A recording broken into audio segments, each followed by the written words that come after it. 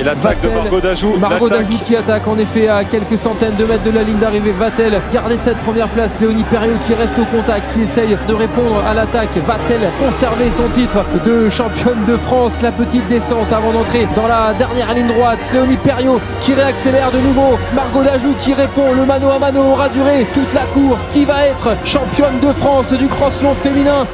Aujourd'hui, on va parler d'un duel qu'on n'avait pas vu venir. Laissez-moi vous présenter Margot Dajou. Je vais la faire assez courte. Margot n'a jamais loupé une médaille au championnat de France de cross. De sa première participation en 2021 jusqu'à 2025, elle est montée 5 fois d'affilée sur le podium. C'est un sans faute. Et elle compte bien prolonger cette série en devenant championne de France de cross 2026 dans la catégorie des espoirs, aussi appelée U23, dont elle fait partie. Ça, c'est son objectif de base. Mais c'est pas ça qui va nous intéresser dans l'histoire que je vous raconte aujourd'hui. Le parcours, le voici, le voilà. On va partir sur 9013 mètres, Alex, sur ce parcours du cross féminin. Une petite boucle pour faire l'apéritif, une moyenne boucle pour voir qui est encore là et 2 grandes boucles pour l'explication finale. Voilà le programme de ce championnat de France de cross long féminin. Le cross long féminin. Voilà la course dont on va parler et c'est un format un peu particulier. C'est pas comme la course des juniors qui concerne une seule catégorie d'âge et dont on a parlé dans mes 2 dernières vidéos. Le cross long féminin, ça regroupe toutes les athlètes de plus de 20 ans. Donc aussi bien les espoirs comme Margot qui ont entre 20 et 22 ans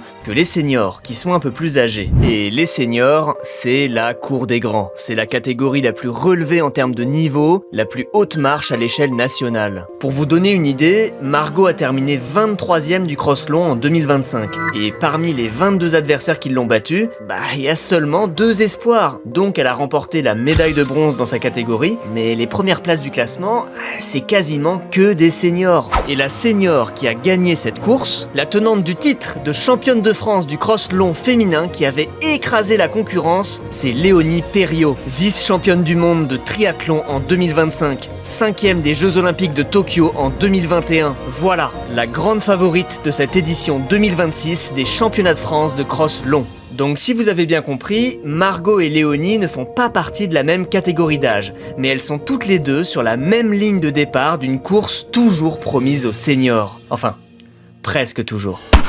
Voilà, c'est parti le départ de ce cross long féminin avant-dernière course de cette journée, de cette magnifique journée de cross-country ici à Carré. Ça y est, c'est le départ. Le premier moment délicat à gérer dès le placement sur la ligne. En l'occurrence, Léonie était positionnée dans le sas élite, réservé aux favorites, alors que Margot est restée avec ses coéquipières. Oui, en fait, on avait une équipe donc de 6. Voilà, j'étais avec comme ça des gens que je connaissais. Et en plus, on était le sas juste à côté des élites. En fait, j'ai été surprise que moi, je m'attendais à rentrer dans le box avec mon équipe. Donc, j'étais avec mon équipe. Et au final, il y a quelqu'un qui est venu me chercher pour me dire que j'étais dans le sas prioritaire parce que j'avais un dossard jaune avec mon nom. Bon, de toute façon, tant que t'es en première ligne, c'est ça qui compte, j'imagine. Donc franchement c'était parfait. C'est comme si j'étais partie dans sa élite, sauf que j'étais avec les copines de Clermont. Non, mais c'est que moi ils sont vraiment venus me chercher, j'ai l'impression que j'avais pas trop le choix, donc j'ai dit bon ciao les filles et à toutes. Ah d'accord. Ah, les joies des sas de départ. Enfin, tout va bien pour Margot et Léonie en ce début de course qui est marqué par l'attaque très précoce d'Immaculate Jeb Kosgei, une athlète de nationalité kenyane qui ne peut donc pas prétendre au titre de championne de France. Une Kenyane Immaculate Jeb Kosgei qui est en tête devant un peloton qu'on voit mené par Anaëlle Guillonnet, Célia Tabet, Laetitia Blunven, Marie-Loéac Bouchard, Manon Cos, Sarah Asni, Margot Dajou, Léonie Perriot. En fait c'est un cross, donc on sait qu'il y a des adversaires qui sont à notre niveau, mais on sait jamais qui ce jour-là va être en forme, qui ce jour-là va être bien sur un terrain, comme c'était à Carré. Donc oui, je me focalisais sur personne. Je me rappelle juste que dans ces premières petites boucles là, je savais pas trop si j'étais bien placée entre guillemets ou pas, si j'étais dans le bon wagon. Et en fait, je me suis retrouvée derrière Héloïse Lègle avec qui j'avais couru au demi. Et donc je me suis dit, mais en fait c'est très bien, on bouge pas, on est avec elle. Oui, voilà, juste je me suis dit à ce moment-là, derrière Héloïse, c'est parfait.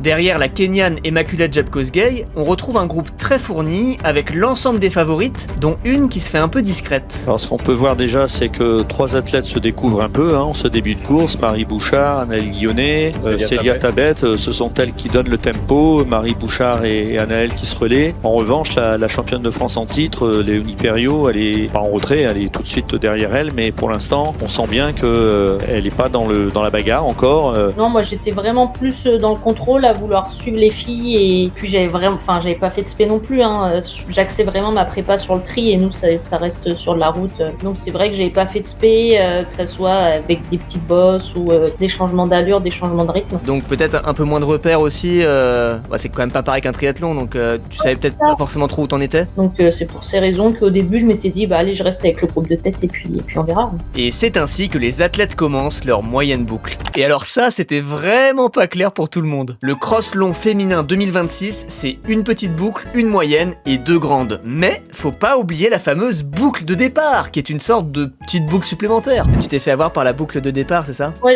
en fait, dans ma tête, il y a eu un léger cafouillage et je pensais qu'on était déjà sur la moyenne. Là, on commence la moyenne. Là, vous avez fait la boucle de départ et la petite boucle. Exactement. Moi, personnellement, je sais pas si ça t'a perturbé aussi, mais j'avais pas compris que le départ, ça faisait partie... Enfin, c'était une boucle à part, en fait. Donc, du coup, tu faisais, entre guillemets, presque 2 petites, en fait. Bah, ça m'a aidé d'être une des dernières courses parce que du coup, j'ai pu avoir l'expérience des autres. Donc, je m'étais dit, ok, c'est original, un départ de plus d'1 kilomètre, mais pourquoi pas. Alors, on va revenir sur la course si vous le voulez bien, parce que pendant qu'on parlait des boucles, il y en a une qui a pointé le bout de son nez. Et Léonie Perriot qui se replace avec ses lunettes de soleil, la vice-championne du monde de triathlon. Là, j'avais la sensation que ça piétinait un peu et je m'étais dit, quitte à être là, autant que ça soit une course un peu dure quand même. Si on est là à se regarder et puis à attendre, donc je me suis dit, allez, je m'amuse et j'essaye du moins d'en mettre une, quoi. Alors, Léonie Perriot a dû nous entendre. Elle a une oreillette sur Athlé TV, je crois. Voilà, je pense qu'elle a une oreillette sur Athlé TV. Elle a dit, vous me voyez pas, vous allez me voir. Et elle vient d'accélérer. Et la seule qui tient son rythme. Voilà, c'est Marie Bouchard pour l'instant. Là, ça y est, ça se réveille. On a Léonie et Marie qui se détachent clairement, puis un petit groupe de poursuivantes dont fait partie le 2e personnage de notre histoire. Exactement, et il y a Margot Dajou aussi qu'on va pas oublier parce Voilà. que Margot Dajou, elle était très très en forme à ses demi-finales de France. Dans ma tête, c'était vraiment, je me concentrais à rester tranquille pendant les deux premières boucles, donc la petite et la moyenne. J'essayais de trouver le max de relâchement et je me concentrais sur les trajectoires beaucoup. Il manque pas grand chose à Marie Bouchard pour être vraiment dans la foulée de Léonie Perriot, et on voit que derrière quand même ces 2 filles sont en train de creuser un petit écart. Il y a une bonne quinzaine de mètres. Moi, ma stratégie, là, elle est un peu stupide. Hein. J'y vais, si ça passe, tant mieux, mais par contre, si ça casse, ça casse. Hein. Parce que, en effet, je cours seule, je me mets entre guillemets en danger. Oui, il y a Anaëlle, voilà, c'était Anaëlle devant, il me semble. Là, ça y est, on vous voit Ouais, toutes les Héloïse 4. juste derrière moi et Manon Coste. Et Manon Coste, Ouais, en voilà, fait. C'est on ça le écoute groupe les de 4 qui est en chasse derrière Léonie et Marie. Alors, vous l'avez peut-être remarqué, depuis qu'elle s'est échappée, Léonie ne s'est pas retournée une seule fois. Elle joue son propre jeu, elle court au train, comme elle sait le faire. Voilà, donc il y a une grosse notion de plaisir et un truc un peu instinctif de quand tu le sens, t'y vas et tu te prends pas la tête, quoi. Exactement, je trouve que c'est ça qui est beau dans le cross parce que on regarde pas la montre, il y a vraiment pas d'allure, il y a rien. Alors pour le coup, Margot a regardé sa montre en début de course et elle nous en parle. Ouais, je l'ai regardé pendant la toute première partie aussi pour rester en dessous d'un certain seuil cardiaque. Par exemple, mon SV2, donc mon seuil 2, c'est autour de 188 BPM. Et j'ai vu dans la première petite boucle, j'étais à 185, donc c'était parfait. Okay. Mais pour moi, fallait pas passer au-dessus de 190, quoi. Okay. Et j'ai vu qu'à la fin de la petite boucle, j'étais à 192. Donc là, je me suis dit, on attend, on reste sur le plan. Mais voilà, ça me permettait juste de me dire, il n'y a pas besoin d'en remettre, quoi. Ah ouais, d'accord. Donc tu t'es vraiment aidé de la fréquence cardiaque pour gérer ton effort, c'est intéressant. Ouais, sur le début, parce que je trouve le début, quand on a l'adrénaline, on est excité de la course, on a du jus, on se fait avoir facilement. Mais c'est vrai que moi, je reste l'ancienne école, entre guillemets, et courir pareil, mais à l'instinct. Je cours à la sensation, et d'ailleurs, ça m'est déjà arrivé plus d'une fois de tenter des choses à pied en partant un peu au train, comme j'ai pu le faire sur le cross, parce que je pense que c'est ma façon de courir, tout simplement. Jusque-là, les positions ne changent pas pour le titre de championne de France. Léonie a toujours une longueur d'avance sur Marie, qui reste dans son sillage, mais l'écart avec les poursuivantes ne semble pas augmenter. Le classement derrière la Kenyane Immaculate Jepkosgei, c'est pour l'instant Léonie Perriot et Marie Bouchard qui avaient terminé première et deuxième déjà l'année dernière sur un parcours complètement différent du côté de Challans. Ça montre aussi l'étendue de leur palette athlétique. Derrière, c'est Manon Coste pour la team MV Thermique qui est en 3e position des Françaises. Margot Dajou en tête du classement Espoir qui est là. Donc là, on voit qu'avec Manon Cos, tu te détaches de Héloïse Lègle et de Anaëlle Guillonnet.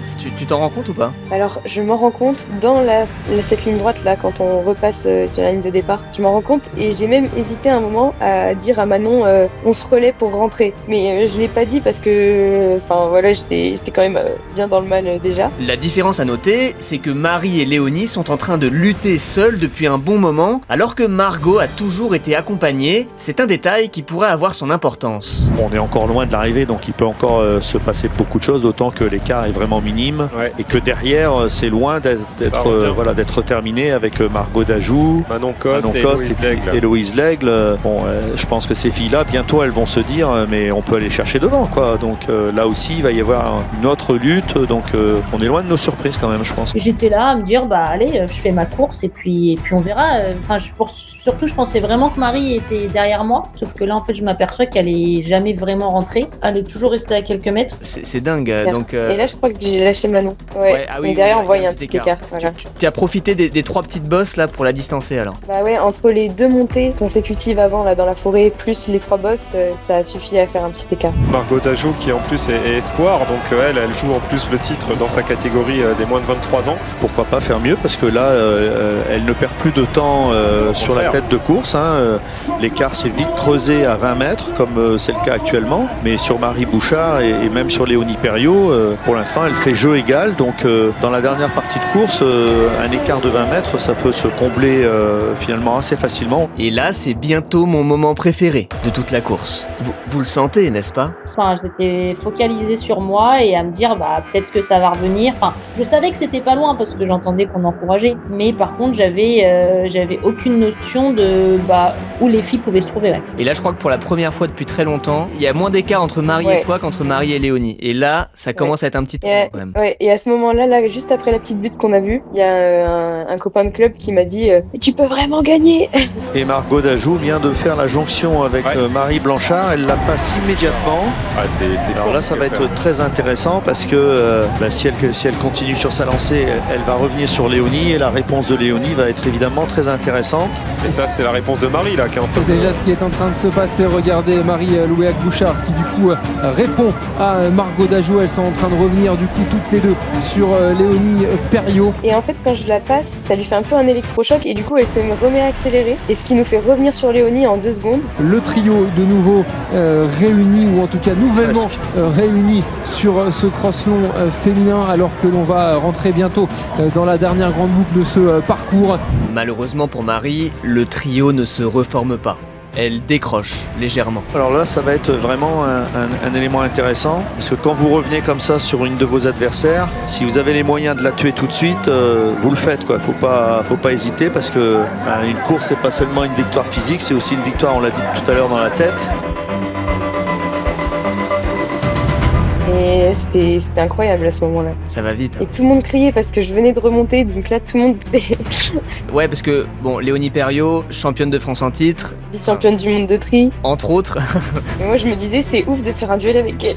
Et là, clairement, c'est une autre course qui commence. Et en fait, là je vais passer, parce que j'avais remarqué que Léonie elle faisait plutôt l'extérieur des virages, et ça me gênait un peu. Moi je préférais vraiment faire mes trajectoires, donc je me suis dit, je suis bien dans mon rythme, je passe devant, de toute façon j'en mets pas trop, j'ai pas attaqué. Je me dis, mais qu'est-ce qui me prend? Pour qui je me prends? Je passe devant Léonie Perriot là. Quand on est chasseuse, c'est quand même une position qui est plus agréable. Sachant qu'elle est revenue sur moi, je savais qu'elle était sûrement plus fraîche et en meilleure forme que moi. Et là, en tête de course, on voit que Margot Dajou, sans courir sur un tempo diaboliquement élevé, elle a décidé de prendre la tête. Et je pense que la stratégie, c'est de faire douter Léonie Perriot. Et à nouveau, Léonie qui semble se remettre dans la stratégie du début, je laisse faire. Je me dis c'est encore long, et à ce moment-là j'essaye de gérer un max parce que je me doute quand même que Léonie elle va attaquer à un moment. Je me dis là entre guillemets elle essaye de se reposer, donc essaye de garder aussi pour quand elle va attaquer, quoi. Bon, là on parle de Léonie Perriot quand même, elle va pas se laisser faire comme ça. Ici Léonie Perriot qui est repassée en tête, qui a remis un petit coup d'accélérateur. Voilà, dans les buts dont on parle depuis le début de journée. Est-ce que cela va suffire? Ce n'est pas sûr. Regardez Margot Dajou qui reste au contact. Ça va être un mano à mano là, on va savoir, infernal entre Margot Dajou et Léonie Perriot. Un suspense de dingue et un scénario scénario qu'on n'attendait pas comme ça. En me mettant devant, c'était dans le but d'imposer un peu mon rythme et essayer de la faire craquer au train parce que je suis vraiment pas une bonne sprinteuse. Et là, à nouveau, c'est Léonie Perriot qui, dans une poste plus longue, essaye de mettre à mal Margot, mais Margot s'accroche. C'est vraiment difficile de dire aux deux styles des deux athlètes laquelle des deux pioche pour l'instant. C'est vraiment difficile de dire laquelle des deux va gagner.